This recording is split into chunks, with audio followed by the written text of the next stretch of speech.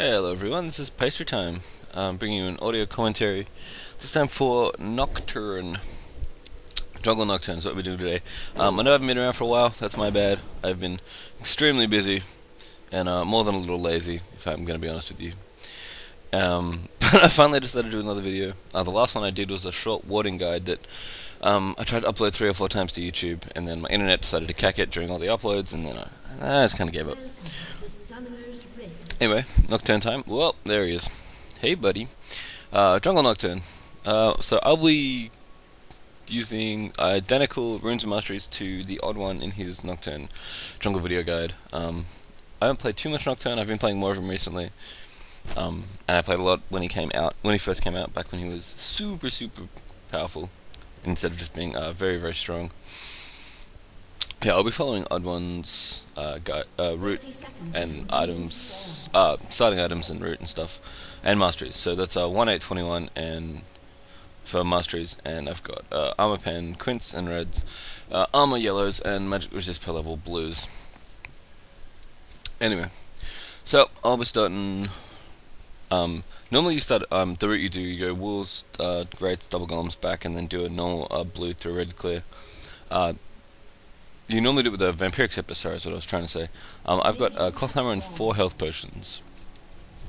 The 4th pot is to have enough money to buy item when I get back. I'm going to smite the big wraith over here. Smite. And I'll go back and do this. I prefer doing this just because A, you get a free wraith out of it, for your enemy's jungle. It's very safe, and the vampiric scepter route was just really unsafe. It's very fast. Certainly you could probably tweak your runes and masteries enough to where it would be optimal, but I just like this route a little better. It's basically just safe, and again, I haven't played like an insane amount of Nocturne to know exactly how to maximize his early jungling. What I do know is that he's a farm machine, especially as you get a couple more items and get a couple more levels, and great ganker, and he has very sweet. I don't know what I was going to say. This game's long, that's what I'm going to say. This game is a lot longer than my couple of my other games, which hopefully will excite you. Well, it's about 40 minutes long, this one, so I'll have plenty of time to talk about everything that I want to talk about. Right now, I'm just talking about nothing really, because I'm just jungling. As you can see, using my Q to kill the creeps and all that stuff, use my potions, etc. I'm not going to smite these here because I'm going to go back and do blue in a second. I need my smite to be that guy. You may notice there's a Swain trash talking here. This starts to amuse me. Well, it starts to annoy me actually. But I get over it. One of a really good thing to do, guys, if someone is in game and just kind of annoying you, just ignore them. Honestly, like there's no shame in ignoring a bully. Just ignore them. There's no point talking back really. Trolls and bullies just like to troll and bully, so just ignore them, play your game, and you'll feel even better. If you win, if you lose, then whatever, you ignore the idiot. I'm gonna wait here for a vampiric scepter. I could sell this potion to get it, but I kinda want the potion anyway. Vampiric scepter, cloth armor, Nocturne basically just sets you up to be very safe and have a great sustained jungle. Once you have vampiric scepter, the AoE and the life steal you get from Umbra Blades, your passive, combined with your reasonably high attack damage that you get from Duskbringer, and your very strong base attack speed, and the buff from W as well, just allows you to clear the jungle quickly and safely. And yeah, you can stay with just these items for a very long time. Sorry, my camera work is so shoddy right now. I'm gonna cover mid for Fiddle here. This Swain is almost dead. I'm gonna go harass him. I want to get him out of the lane. I hit him with a Q there, which almost kills him, and then I'm just gonna proceed to farm up and take the experience and the minions in this lane. You'll notice that I am pushing quite hard. The reason is that I want to push this to Swain's tower as Fiddle is coming back, so that the wave resets by the time Fiddle gets back here. So I don't exactly know why or how it works. There you are, got an extra level. But yeah, you'll end up resetting the wave to the halfway point again if whenever you push a wave to tower. So if you do want to go back, just ever push a wave. Obviously, you get some damage on the tower as well. Hopefully, make them lose some XP and some gold. And then yeah, by the time you get back, it should be nice and happily in the middle. Warwick. It's not quite in the middle. I think there was a bit of pushing going on there. But yeah. Anyway, good times. Anyway, so I took that buff there. I'm gonna go at level 4. No problem. I'm gonna do this golem. You can do it at level 3, and I would have obviously if I didn't need to cover that lane. And I'm gonna continue jungling all the way down through my jungle to get red. Nocturne's ganks are pretty strong, but they're obviously a lot better with his ultimate. The way Nocturne pretty much works is that you want to farm as much as possible, and then gank at every opportunity you can. Now, obviously that's kind of obvious, but if your lane's doing well or if they're pushed, don't bother trying to gank. Really, it's just not worth it. You'll waste your time, your allies' time, and you'll give your enemies an advantage they don't need. So Nocturne, given how strong he is at farming, you do want to farm as much as possible. See, bottom lane here is pushed right up to the tower. There's no way I can gank that. You should ward for your lanes that are overextended. I don't have a ward at the moment, but if I had one, I would ward bottom. I could gank top, but I'm just farming at the moment. You definitely want red buff for your first gank. The other route that you do, where you start Vampire Accept and do very, very fast level 3 and get fast level 5, is a little bit better for ganking. But as you can see, where are you? Can I even see the levels? Probably not. Never mind. You end up being quite a far ahead of your opponents. And I'm just going to keep jungling and try and hit 6 as soon as possible. I should hit it from this camp because of the extra experience I got from mid. And I'm just going to go on happily cutting down stuff. Right, double buff Nocturne is fairly good at ganking. I'm going to go back up for this as well and then look for a gank given that the entire side of my jungle's clear. Or maybe I go back to cover lane, I'm not quite sure. Oh, I think I look for a gank here and fail. Oh no, I'm going back, never mind. Good, no failure. Oh, set against it. Team my kills loose in. Oh yeah, that was a mistake. Ignore that one. I went mid to try and help Fiddle, and I ended up ulting well outside of range. That's one thing that doesn't annoy me about Nocturne, is the fact that you can't check his ult range that easily. Like, you press it, it's already activated, you have to use it, and you can't like just hit R to figure out the targeting and immediately activates. I would honestly like to see Nocturne's ult have one extra click. I would happily click the button one extra time if it meant that the first time was just a range check. Anyway, as a result, you do have to mouse over your ult, which really annoys me in order to figure out the range, but you know, that's cool. So pretty much I thought I might be in range and I just completely whiffed my ult, which is really bad. As you can see, my small camps have respawned, so I'm just going to keep jungling. I was going to go back, but I've used my ult and I've got plenty of health, and I've got Swain's just trash talking. I've got plenty of tools to keep jungling. So this is really what you want to do as Nocturne. You want to cover and gank as much as you possibly can. Given the opportunity, you don't want to waste time. And other than that, just farm as much as you can. I mean, I farmed mid when I was there. Could have farmed the crap out of it when I was back there as well. I've just been farming all the creeps I can. So as great as Nocturne's ganks are, he really is an absolute beast at farming. You'll see. At the end of this game, I end up with some obscene amount of CS, which I'm sure I'll point out when the game ends. But yeah, the farm's good as Nocturne. There's no downside to having a champion with this much power, this much damage, with more items. Obviously, you want to help your lanes as much as possible, but there's usually no downside to farming unless, unless you're farming, your team's dying or whatever. It's always bad. I kind of want to go bot, but they've pushed it back again, so I don't think I bother. I'm going to end up going back. There aren't too many ganks, if I remember earlier this game. There's just not a whole lot going on. People are generally doing okay in their lanes. So I'm just going to pretty much farm it up. So yes, I'm going to be PvEing for a little bit longer now. Click on the shop for no reason. So Wriggle's Lantern is your first big item, and you definitely want to pick up boots as well. I've been out in the jungle long enough that I was able to pick up both. If you have to choose, get boots first and then build Razor and then the Lantern at the end. Razors, once you have Wriggles though, your jungling becomes infinitely more efficient. You get a free ward to put down. Sorry guys, you get a free ward to put down. And yeah, the extra armor and the lifesteal is just really, really good. And the proc obviously that you keep to Madra's proc is very worth it. Yeah, I'm just gonna farm this lane, cover it for Lee Sin. He's having trouble with Timor's. Timor's not taking too much damage. He's got a lot of life. tank Teemo, and I'm gonna hang around. I do want to push this lane further, but I don't think I end up being able to push it past Teemo with all his cloth armors and swords. Oh, excuse me. I think I'd be this tired. Probably because I haven't had any coffee yet. That's always a problem. Have your coffee before you play League of Legends, guys. Helps out tremendously. I'm gonna just, take some farm because that's how I roll. That was that's probably bad of me. Anyway, I'm gonna go ward top, and then take my blue again, which I've noticed is up. They'll work. I haven't seen like all game. He's in the jungle somewhere. But hey, at least this game is a jungler, right? I know I've done games where it's just kind of been like, this is roughly what you should do with this character, but this isn't the best example. These are pretty balanced teams. There's at least a jungler on both sides, and there are adequate solo champions in the solos. The bot's a bit silly, but that's cool. Bottom lane's a bit of a silly one.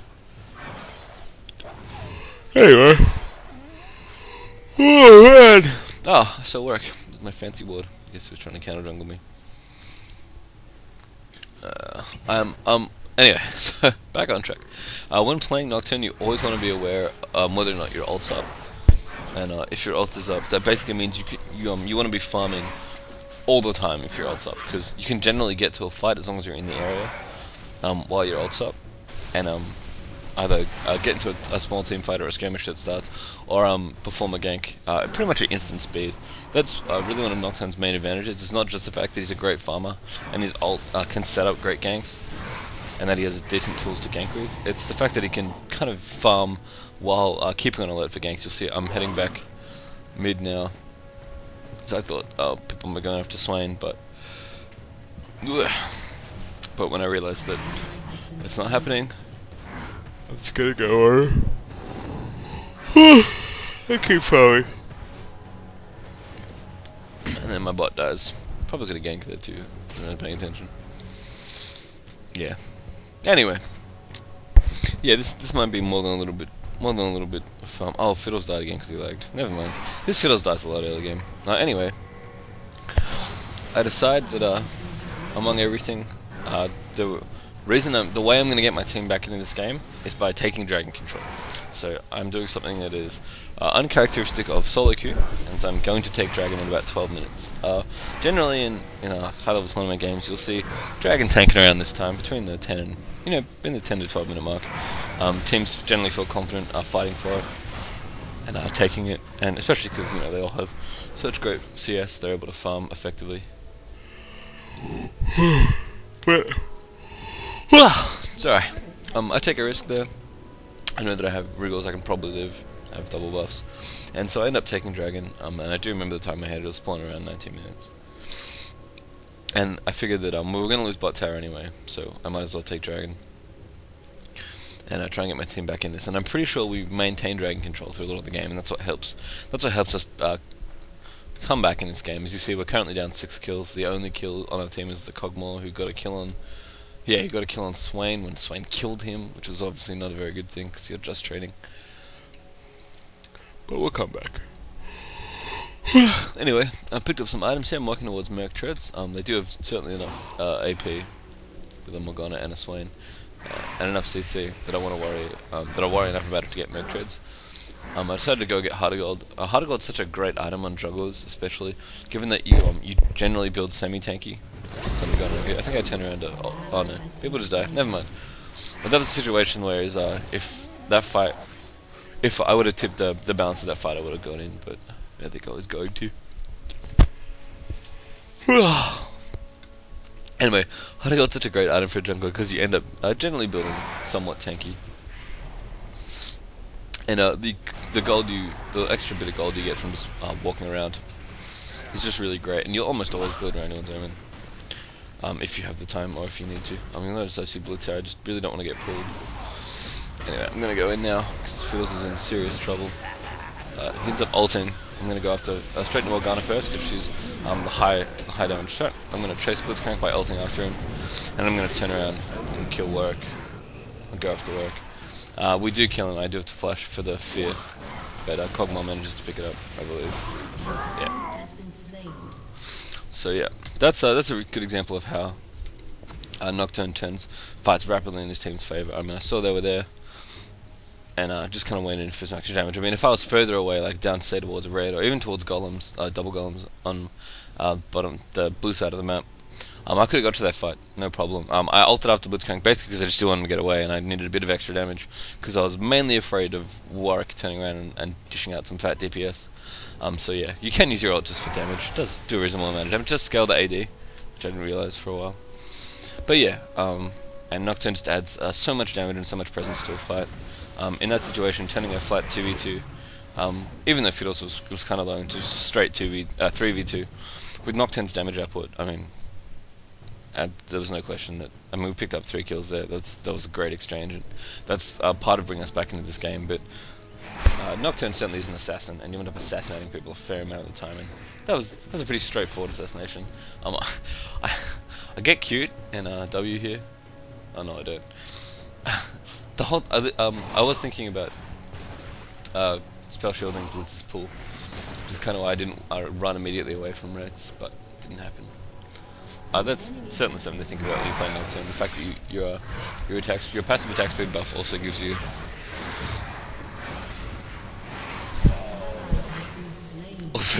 sorry, I'm just laughing as people are dying. Yeah, I do end up shielding here, yeah, in case he tries to pull me.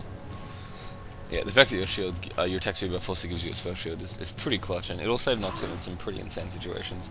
You can also ult through, you can also W through an extraordinary amount of stuff, and really just using it as much as possible in situations and seeing what you can, experimenting and seeing what you can shield and what you can't is a fun and important part of playing Nocturne. Anyway, so pick up another kill here. My ult's down, so I do have to be a little bit more careful, but it is coming up soon, so I'll be able to continue my trend of farming constantly and looking for ganks the whole time. Again, that is Nocturne's big advantage. So you farm great, and you gank constantly. So there really should never be a point where you're not farming unless you're team fighting or going after an objective or something like that. Anyway, so I'm gonna head back here. I've got maybe not. I see mid again, and I think I'm heading over. I just have my brain hurts. We'll start again. I just got blue buff, so I'm waiting for some mana to come back. I do want to fight here because I can see that it would be a straight 3v3, so I will end up initiating eventually. Swain comes in. I do spell shield through his snare. Kog'Maw walks down, and Morgana's going to get feared, and she's just going to get businessed, basically. I pretty much ignore Morgana's damage for the most part. Just keep going in. Oh man, I can't see. Swain tries to get away, but I'm going to ult to him, which includes getting him after the flash. And I'm just going to take that kill out from Kog'Maw, which was not intentional, but it's nice. Anyway, so again, basically looking for. I mean, I didn't even need to use my ult there except to follow Swain. You definitely don't want to waste your ult. It is on quite a long cooldown, even if you have you hog blue buff for the majority of the game. And it's very, very powerful, even just as a gap closer as you saw there with Swain. Nocturne's ult's really, really valuable, and you never ever want to waste it. So I didn't have to ult into that fight. I knew there was going to be a fight, so I wandered over there. I just happened to be farming before it started. But yeah, again, if I was somewhere else farming, I would have been able to get to that fight easily as well. So I'm going to keep farming here. I know that my wolves are up. I've pretty much kept my side of the jungle as clear as possible. Since the start of the game, which is a really, really important skill as a jungler. And Nocturne is one of the few junglers that has the luxury of, again, constantly being able to farm. For some reason, sensitivity feels off, so... no, sorry, it's actually the frame rate. Yeah, for some reason, Fraps completely obliterates my frame rate. So, I end up with some really irritating camera movements, because frame rate's so low. Anyway. As you can see, I'm still pretty much on full health. I did take a bit of damage during that last fight with Morgana and Swain, and I haven't gone back yet. I've just jungled up and kept my life up. I mean, I know my ult's coming up soon, so I'm trying to hide just out of range in case there's a ward along this area here.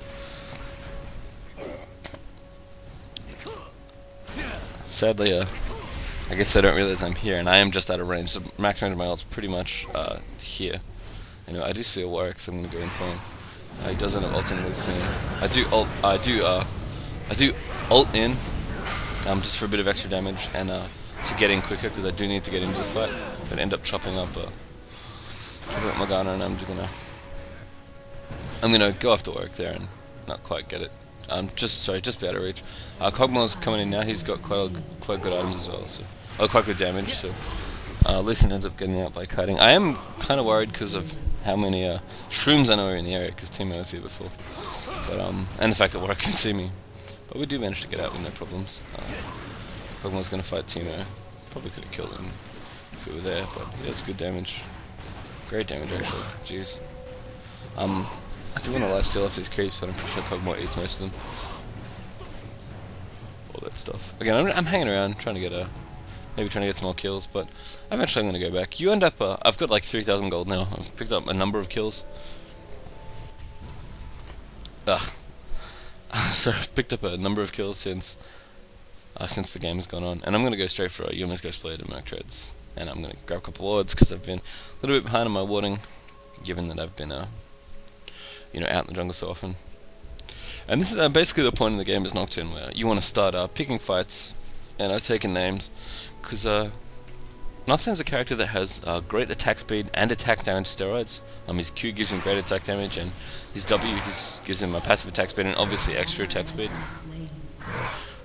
Extra attack speed when he blocks a spell. Nocturne basically just has great base stats and his great abilities to back up his stats, and so Yomu's really just gives you everything you need. I mean, even though it doesn't give you AD, you generally have enough AD from your Q that the cooldowns, the crit chance, the move and attack speed, which are very, very high. So very casually shielded some Morgana action there. Really just gives you all the steroids you need to quickly deal damage with very little items. Yumi's Ghostblade is mainly good because of how cheap it is, and it's absolutely this is the build I'd recommend on Nocturne. I do see Warwick. I do want his red because I know that he's got it, and I'm easily able to kill him here. Again, Ghostblade and Dustbringer on my Q, just doing so much work there. And that's the kind of opportunistic gank that I really should be looking for as Nocturne. I saw that Warwick was out of position, and I knew I could kill him because I just got my Ghostblade and just ult commit and have a free red buff. I mean, it's great. That's probably my favourite play of this match. I liked it, and you should like it too.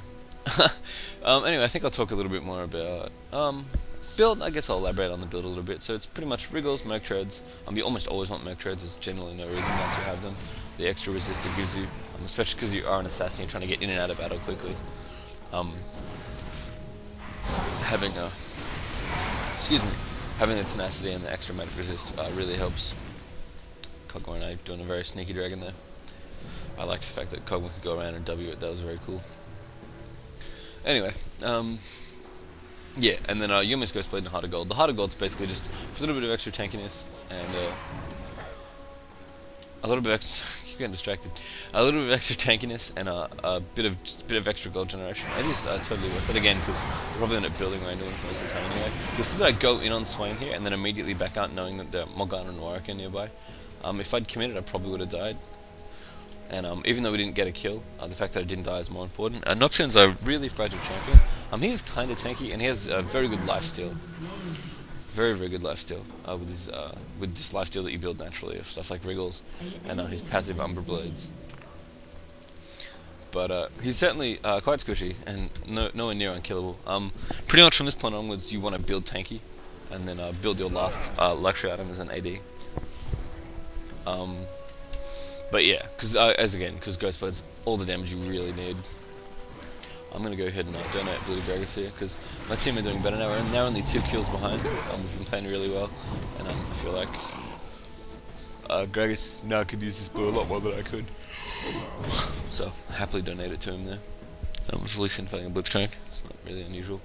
I'm going to go ahead and just keep farming. Have a quick tab at the CS now. I'm currently at 129 CS, which is well above anyone else in this game. Despite the fact that it's mostly jungle creeps, which is not which don't give nearly as much gold. It's still pretty impressive, and it's pretty much a testament to just how much you can farm as Nocturne, while still having a lot of great map control, and a lot of great opportunities presented to us. So as long as you're aware, really. So yeah, that was the build. Mercs, Wriggles, Ghostblade, and Heart of Gold. That's your core. You want to aim for it about 20-25 minutes, like I had this game. Certainly build the Heart of Gold, and then the Heart of Gold, Brutalizer, Merc Treads. Wriggles is basically the actual kind of core. You don't really need the Avarice Blade, given that you want to finish the Ghost Blade as fast as possible, and that there's not much gold difference once you finish those items. And I'd rather have a Brutalizer than an Avarice Blade, basically.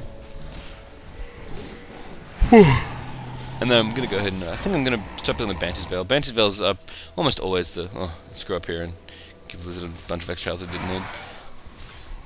Banshee Veil's almost always the next best item on Nocturne. It gives you health, which obviously is great. It gives you mana, which is fantastic. Giving you an extra spell shield is always very helpful, especially in a team like this with lots of CC. And yeah, I'm going to go ahead and activate my Ghost Blade. I get suppressed, but I know I have great damage, so I'm just going to go straight onto work here.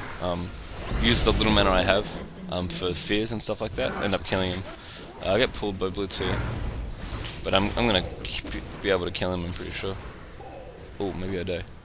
Oh no, I just managed to live. Calculated dive, obviously.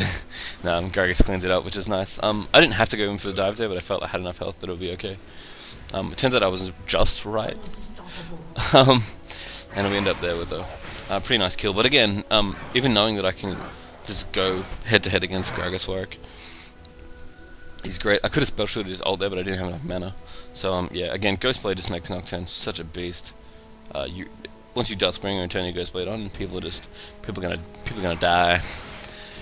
So yeah, I'm gonna keep farming. Again, I don't need any of my abilities at this point to farm creeps like this. I have perfectly great base stats at this point.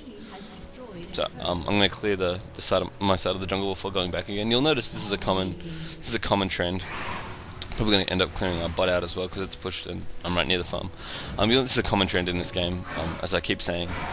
You want to farm and gank as much as possible. I mean, my ult's not up. I'm kind of low, but I mean, there's no reason for me to give up this farm. It takes me, what, 8 seconds to recall back to base? Maybe take me 30 or 40 seconds at most. That's half the respawn time of a small camp. It's, you know, they'll be back if I do them by now. And if I leave them, then they're not going to respawn. So I might as well do them. So I'm going to end up go by a Banshee's Veil straight up. The extra kill and assist there really helped, and again, just that extra bit of farm. It's good times. From this point, you probably usually finish Randuin's Omen, and then get a Guardian Angel. Then slay your Wriggles and get your last attack damage item. Usually something like a Bloodthirster, although Infinity Edge is quite good as well. It really depends on their team. You might even need something like Last Whisper or Black Cleaver. But certainly an 80 item is your last. Usually a luxury item, but it's or if the game goes very late. But again, you do most of your damage with Yumi's Ghostblade, so you just want to be as tanky as possible. Nocturne isn't nearly as tanky as some of the other junglers. That was to find shrooms, by the way, but only Lee Sin managed to walk through them, which was funny. I'm gonna wait here and start camping. We've got map control of our opponents now. We're now ahead in kills, so I'm basically looking for opportunities to do fun stuff. That was probably one of them, but Lee Sin decides to go up, and it is a 4vx. I am gonna find Warwick here and go after him. Just insane amounts of damage from Ghostblade. Lee Sin does go in. I do ult back after Warwick, and then we just go straight into Teemo and give him the business. And just obliterate. And now what? It's the 3 others come up, but our team's coming after us now. I'm gonna go straight into this Morgana, deal huge damage to her. I'm gonna chase her a little bit longer than I need to, but it's 4v2 for the rest of my team, so there's like absolutely no way. She does manage to Black Shield to get out of it successfully, but I mean, yeah, we had map control. We were opportunistic about what we needed to do, and we walked away with 3 unanswered kills. Walking away with 2 kills up, and I think we're going to go Baron now. Although this Blitzcrank should probably die also. But no. Anyway, and we're going to go ahead and Baron, take our advantage. So you'll notice that we were close to, I think, 8 kills down at some point in the game. We played, it was a good gank near mid. We evened it up a bit. Everyone's been farming really well. This Kog'Maw's been doing great. He's like legendary or something crazy. He's got heaps of kills. Yeah, he's like 7-1. And, you know, we've just slowly taken out map control, used our farm, and I mean, gotten ahead. That's how you win this game. I do have my ult here. I think about going after where I could decide against it. I'm gonna go what up there though. Yeah. Or exact what up. The team. This is cool. Yeah. So this is another thing you do as Nocturne when people do stupid stuff like trying to split push against you or like trying to farm on their own. You can just go and kill them. Like, what's Timo gonna do to me? I'm gonna spell shield through his blinding dart, and I'm gonna own him. I mean, it's not gonna last. It's not gonna last longer than any of my CC, and I'm just gonna kill him. So there's a Blitzcrank chilling around here. He's kind of juking me, just sucks. I'm gonna fear him. Get the fear on. I do spell shield really early there. You have to be anticipatory about it most of the time, given that it's a shield and you have to be preemptive about it. But there's some stuff you can figure out. We end up taking red here, which is great. I get another free red buff. And I think the Swain's gonna get businessed. I am sitting here actually waiting for someone to come through. Oh, there's a Timo. Come on, Timo. I think he comes back through. I get a little bit ambitious with my my camping at one point, and I do sadly die. But oh, it's Timo. Oh, I should have gone for that one. I don't know what I was doing there. Oh well. Just waiting for someone to walk by. It's probably my only opportunity, honestly. Anyway. Being an assassin is great fun sometimes. I should probably take their wraiths, do whatever farm I can. I could easily, happily push top here. I'm waiting for. Yeah, actually, this is an interesting part about playing Nocturne. Given that your ult, allows you to propel you very far forward from quite a far distance, especially at max rank. Hiding is quite a good thing, because your opponents are never quite sure when you're going to enter the team fight, and you can enter the team fight very quickly. If they can see you, it's not quite as great. You also get the chance to abuse your positioning as best you can, because once the fight started, you can pick the optimal target to ult to. So that's you'll notice I did quite a lot of hiding this game. I'm also hoping someone walks by because it's funny, but sadly I don't think anyone's gonna fall for our epic bait. And Fiddlestick's actually gonna end up recalling, although I think he knows it upstairs. Nope, he's gone. Ah, there's a Timo. Should have stayed for the Timo. It was a free kill. I do end up ulting here. And I'm just gonna tower out this Timo. It's not a problem at all. Should have spell shielded the blinding dart there, but I've got more than enough health and more than enough damage to clean him up. So yeah, dead Timo. Fun times. So yeah, at this point, I'm very fed. I'm 8-0-4. I have great damage. This is actually a mistake on my part. I end up camping in this bush, hoping that Lee Sin will be here and that we'll be able to. We're gonna kill. I see two of them. Like, yeah, this is fine. We see two, right? And then the third one comes and I get CC to death. And there's a Morgana there. I couldn't see who kills me. So that was not very clever of me, but it was fun. Lucian, for some reason, decides to... Oh, his mouse is broken, that's right. Yeah, and he gets himself killed too, which isn't too great, but that's okay. Sometimes you get cocky and you give your opponents 500 gold for no reason. Love it. Anyway, so you can see I'm looking to close out this game now. So I've gone ahead and bought a BF sword. I don't feel like I need the extra armor. The extra defensive stats at this point. I feel like I'm in a good place, so just getting more damage and allowing me to clean up more in fights and have more of an impact is that's what I'm going for. It's something you get when playing the game and playing a champion for long enough, is that you recognize what phase the game is in and where you are in it. So at this point I know my team's ahead. I want my team to get more ahead, so I'm going to go ahead and buy BF Sword. It's not as safe as just working towards something like a Guardian Angel or the Randuin's Omen. But,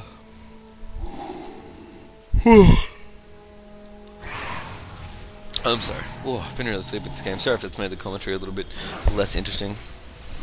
But, yeah. It's very nice talking to you all on the internet. Very soothing. Oh, that's good stuff. Some tea going on here.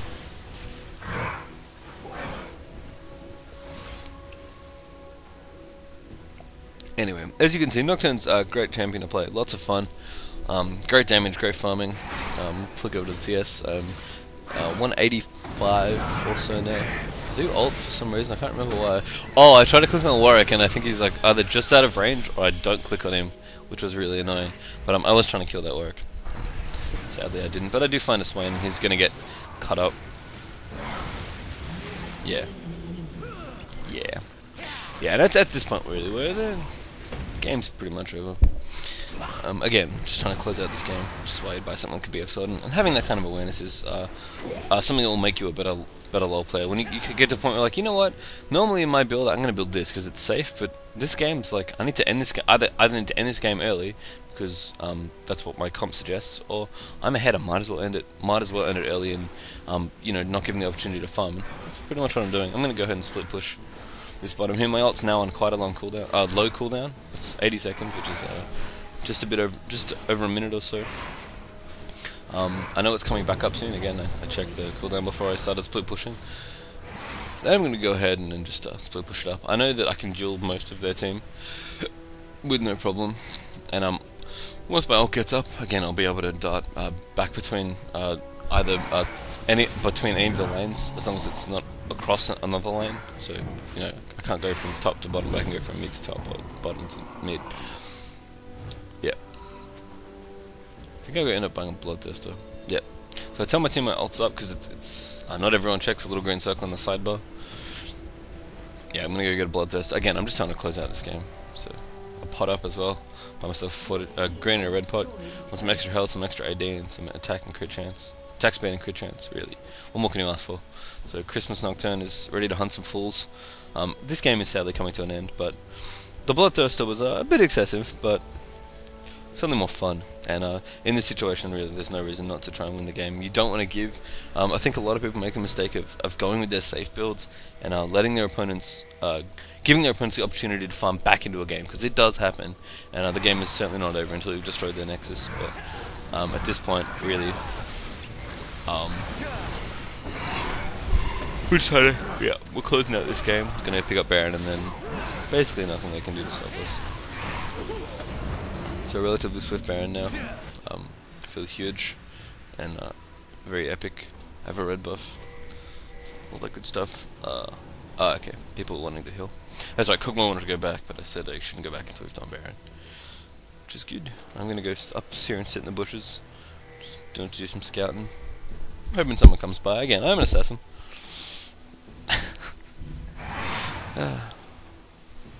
Just getting speedy with Dustbringer there.